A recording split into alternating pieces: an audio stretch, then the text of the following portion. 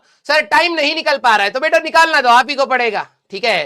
Time जाता जा रहा है वो सबके साथ है, लेकिन जो यूटिलाइज कर जाएगा यहां पर वही मेन खेल जाएगा बेटा, ठीक है। सारे बच्चे भाई देखो, अगर आप ईमानदारी से देखोगे तो आपके पास दिन में बहुत सारा टाइम आप वेस्ट करते ही हैं। हर बच्चे का कुछ नहीं तो 2, 2.5, 3 घंटा तो वेस्ट होता ही होता है। अब आप सोचो, मैं तो आपको सिर्फ 30 मिनट निकाल के रिवीजन की बात कर रहा हूं। अब आपके अंदर डिसिप्लिन की इतनी कमी है कि आप 3 घंटा बर्बाद कर दे रहे हैं, लेकिन फिर आप कह रहे हैं कि मेरे पास आधा घंटा नहीं है सर, 35 मिनट्स नहीं है अपने करियर के लिए, अपने रिवीजन के लिए, तो ये गलत बात होगी। अब आपको यहां पे डिसिप्लिन्ड वे में ही अपने प्लान को फॉलो करना पड़ेगा बेटा। और अगर आपने अब नहीं किया तो ये चीज जब बाद में आप करेंगे तो बहुत ज्यादा स्ट्रेस रहेगा। तो प्लीज कोशिश करिए कि अभी से आप जितना कर पाए उतना करें, ठीक है। यस, हाँ। अच्छा, कुछ बच्चों का बैकलॉग भी है, तो कितना कितना बैकलॉग है भाई फिजिक्स में बताइए जरा एक बार। जिनका वेस्ट नहीं होता बहुत सही बेटा, आपको मैं बता रहा हूं दिसंबर में यू विल गेन कॉन्फिडेंस, ठीक है। एक बार ओम सर का पार्ट देखो, आपका फिजिकल का खत्म हो चुका है, तो कोशिश करिएगा कि फिजिकल को भी रिवाइज करते चले, ठीक है। जैसे ओम सर का खत्म होगा तो इनऑर्गेनिक भी चला जाएगा। फिर हम लोग कोशिश करेंगे कि फिजिक्स की क्लास थोड़ा सा करके हम लोग उसको भी अपना टाइम बचाएं। आपको रिवीजन का टाइम देना बहुत ज्यादा इंपॉर्टेंट है। तो यह है कि बच्चा आखिरी में रिवीजन के लिए कम प्लान कर पाता है, लेकिन अगर आपने पहले से डिसिप्लिन वे में करा तो this is going to be the best thing for you, ठीक है।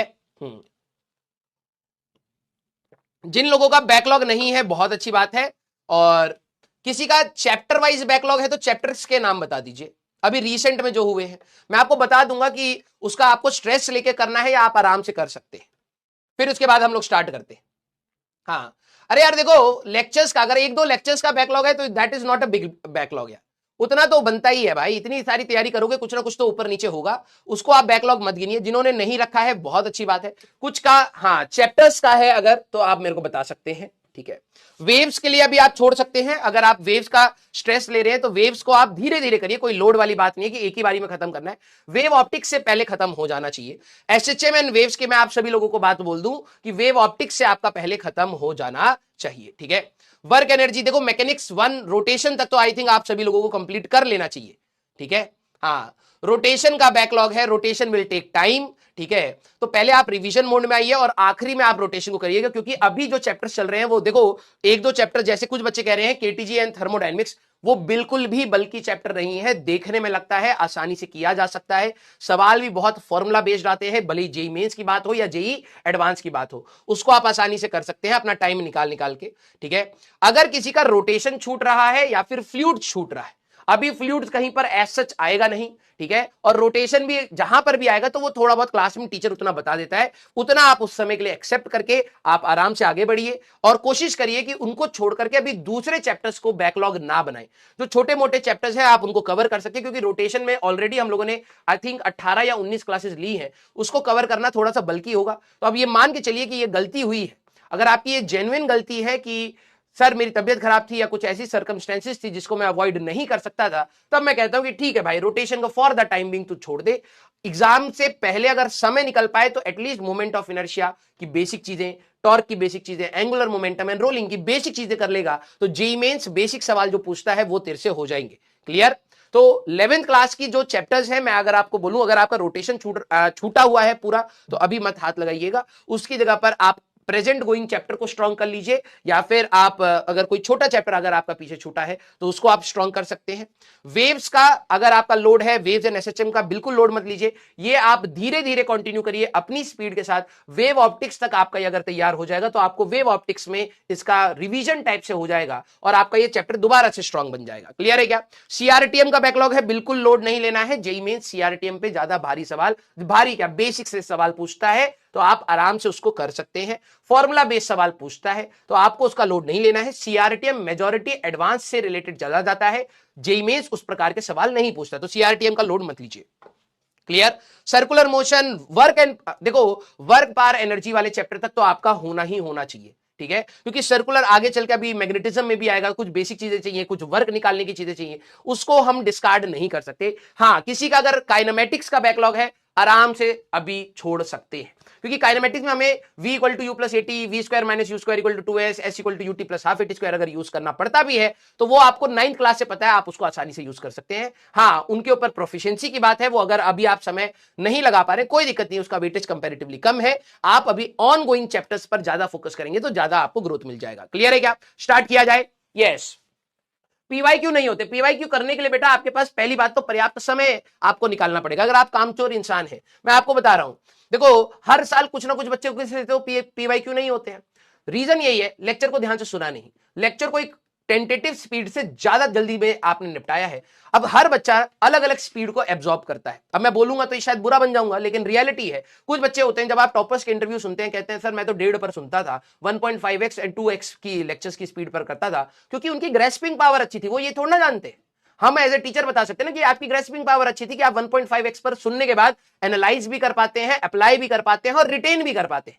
बच्चे क्या होते हैं 1.5x पर सुनते हैं, वो देखते हैं भाई टॉपर कर सकता है, मैं भी कर सकता हूं, लेकिन क्या तेरे पास उसी लेवल की रिटेंशन है? क्या उसी लेवल की ग्रेस्पिंग है? नहीं है। तो तेरे को फिर इसका मतलब यह है कि तूने अगर जल्दीबाजी में लेक्चर देखे हैं और अब तेरे से पीवाईक्यू नहीं हो रहे, दैट मींस तूने लेक्चर को ढंग से समझा नहीं है। तो तेरी वो जो स्पीड थी वो एक्चुअली में बनती नहीं है, तेरे को धीरे ही देखना पड़ेगा, फुल लेंथ वीडियोज ही देखने पड़ेंगे। अब बात है कि सर समय नहीं है, तो समय तो तेरे को ही निकालना पड़ेगा। अब इसमें कोई और दूसरा बंदा कोई 24 के 26 घंटे तो नहीं कर देगा तेरे लिए, सीधी सी बात है। ठीक है? यस भाई, देखो टॉपर्स से आपको इंस्पिरेशन होनी चाहिए कि कैसे उनकी भी प्रॉब्लम्स आपकी भी प्रॉब्लम्स है, लेकिन उनका वे ऑफ टैकलिंग आपका वे ऑफ टैकलिंग हो भी सकता है कि ना हो। ये चीज बच्चे शायद नहीं सीखते हैं। उनको लगता है कि यार किसी ने नोट्स नहीं बनाए तो यार मैं भी नोट्स नहीं बनाऊंगा। भाई अगर तू भी उसी लेवल की ग्रेस्पिंग रखता है, तू भी उसी लेवल का रिटेंशन रखता है, तेरी भी नॉलेज उसी लेवल की है, तो मत बना नोट्स भाई, तू सिंक कर जाएगा उस तरीके से। बहुत सारे बच्चे ऐसे होते हैं। लेकिन अगर तेरे को दिक्कत आ रही है तो back to the square one, तेरे को फिर से अपने सवाल को देखना पड़ेगा कि यार ये प्रॉब्लम जनरेट कहां से हो रही है, और वो सारा का सारा होता है लेक्चर को इनकम्प्लीट तरीके से देखने का कारण होता है। ठीक है? तो आप सभी लोग अपने प्लीज अपनी ग्रोथ को, मैं हमेशा कहता हूं कि आप कंपेयर मत करा करिए, अपनी ग्रोथ को देखिए कि आप कहां से स्टार्ट कर रहे हैं और आप कितना एक्सपेक्ट कर रहे हैं। उस एक्सपेक्टेशन के हिसाब से आपको कितनी मेहनत और एफर्ट्स डालने पड़ेंगे। अगर आप नहीं डालेंगे बेटा, इसी कंटेंट को पढ़ाते पढ़ाते अभी मैं पीवाईक्यूज लगाऊंगा तो आप कहोगे सर हो रहे हैं, क्योंकि मैं खड़ा हूं तेरे साथ। और जब तू अकेले में करेगा तो तेरे को अपनी नॉलेज यूज करके उन्हीं सवालों को लगाना है। तब क्यों नहीं हो रहा? क्योंकि तू अपनी नॉलेज पर कॉन्फिडेंस नहीं है, तूने अपनी नॉलेज को ब्रश अप नहीं करा, तूने रिटेन ढंग से नहीं करा है, इसीलिए तेरे से अकेले में सवाल नहीं हो रहे। तो अब बात यह है कि लेक्चर को ध्यान से सुन और उनकी मेन चीजों को समझ के, हाँ यार ये क्यों पढ़ाई जा रही है। जब तक तुम फिजिक्स में क्यों पर नहीं आओगे कि ये क्यों कराई जा रही है, तब तक आपके सवाल नहीं बनते हैं। ये मेरा पर्सनल एक्सपीरियंस है। ठीक है? क्लियर है क्या सारे बच्चे? यस और नो? हाँ भाई देखो, मैं आप सभी लोगों को बोलूंगा इंप्रूवमेंट होगा अगर आप एफर्ट्स डालेंगे। मैं कोई भगवान नहीं हूं कि मैं सबका इंप्रूवमेंट करा दूंगा, लेकिन हाँ मेरे को यह बात पता है कि यार जब मैंने भी ड्रॉप लिया था और मैंने जब जिन चीजों पर एफर्ट्स डाले उसमें इंप्रूवमेंट हुआ ही हुआ। हाँ, अब यह होता है कि कुछ चीजों में इंप्रूवमेंट इतना नहीं हो पाया कि सिलेक्शन के लेवल का पहुंच पा रहा है, कोई दिक्कत नहीं। आप अपनी इंप्रूवमेंट को हमेशा अप्रिशिएट करिए बेटा। मान लीजिए आपने 10 या 12 चैप्टर्स पढ़े, 6 चैप्टर्स में ऐसा इंप्रूवमेंट हुआ कि आपकी पीवाईक्यूज हो रहे हैं, और बाकी चैप्टर्स में आपके इतना इंप्रूवमेंट नहीं हुआ कि आपके पीवाईक्यूज हो रहे हैं, that means they require more efforts. तो आप इसमें शर्माइए मत और घबराइए मत कि यार कि मैं एफर्ट्स कहां से लगाऊंगा, अभी भी सवाल नहीं हो रहे। तो वो चैप्टर डिमांड कर रहे हैं, तो उन चैप्टर्स को समय देना पड़ेगा, उन चैप्टर्स को प्रैक्टिस देनी पड़ेगी। तुम्हारे साथ दिक्कत यह है कि तो जो चीज हो जाती है उसको सीधे साइड हटा दो। अरे भाई उस प्रोसेस को भी तो समझ, तू उस प्रोसेस में कैसे पहुंचा वहां तक, उसमें भी तूने एफर्ट्स डाले हैं, उसमें भी तूने रिकॉलिंग करी है, रिटेंशन करी है, प्रैक्टिस करी है, उसमें भी सवाल जब नहीं हुए थे तब तूने पेशेंस शो किया है। तुम जो चीज नहीं हो पाती उसमें तुम अपने ड्रॉबैक्स गिनने लगते हो। थोड़ा सा पॉजिटिव तरीके से चीजों को समझिए, यहां से डुएबल है सारी चीजें। अगर आप अभी भी संभल कर चीजों को करेंगे, मैं मानता हूं कुछ चीजें छूटती हैं तैयारी में, लेकिन जो चीजें छूटेंगी उससे इतना बड़ा डैमेज नहीं होगा। जो चीज आप पढ़ रहे हैं वो कितना स्ट्रांग पढ़ रहे हैं वो मेन इंपैक्ट क्रिएट करेगा। क्लियर है क्या? यस और नो? हाँ। अब भाई देखो, कोई मैथ्स क्लियर होएगा, कोई एक ऑर्गेनिक क्लियर हो रहा है, कोई मैथ्स क्लियर हो रहा है, कोई फिजिक्स क्लियर होएगा। भाई देख, तुम ये सोचो कि तुम कितने सारे हो, सबकी प्रॉब्लम, सबका एटीट्यूड, सबका पढ़ने का तरीका सबका अलग अलग है। अब तुम एक बंदे से सोल्यूशन मांग रहे हो बार बार कि सर हमें बता दो, तो मैं तुम्हें वही सोल्यूशन दे पाऊंगा कि जो एक्चुअली में मैंने अप्लाई किया है या मैंने होते हुए देखा है। And that is by patience. आपको अपनी तैयारी करनी पड़ेगी। कुछ मान के चलो कि कुछ चीजें नहीं होने वाली हैं, इवन दो कि आपने 100% एफर्ट्स डाले, तो इसका मतलब ये नहीं है कि हम अगली बारी में अपने एफर्ट्स नहीं लगाएंगे। आपको लगाने पड़ेंगे बेटा, क्योंकि अगर आपको दूसरी चीज सुधारनी है तो उसमें भी एफर्ट्स ही लगेंगे। क्लियर है क्या? Yes, clear. बेटा जब आप प्रिपरेशन मोड में होते हो ना, तब आपको हमेशा प्रॉब्लम दिखती है। जिस दिन आपका रिजल्ट अगर अच्छा आ जाएगा ना, आप कहोगे हाँ यार जो मैंने स्ट्रेटेजी सोची थी ना वो सही थी। इसीलिए कह रहा हूं स्ट्रेटेजी बना तो, और वो बनेगी तभी जब तू पढ़ेगा बेटा। अगर तू पढ़ेगा ही नहीं ना, तू लड़ेगा ही नहीं, तो तेरे को भी नहीं पता चलेगा कि क्या चीज काम कर रही है, क्या चीज काम नहीं कर रही है तेरे लिए। ठीक है, जिस दिन सिलेक्शन हो जाएगा तेरे को अच्छा लगेगा, यार ये चैप्टर मैंने छोड़ दिया, भाई मेरा कितना समय खराब करता, उसकी जगह पर मैंने ये चीज पढ़ ली थी तो इससे मेरा बेनिफिट हो गया। तो ये सबकी कहानियां अलग अलग होती हैं बेटा।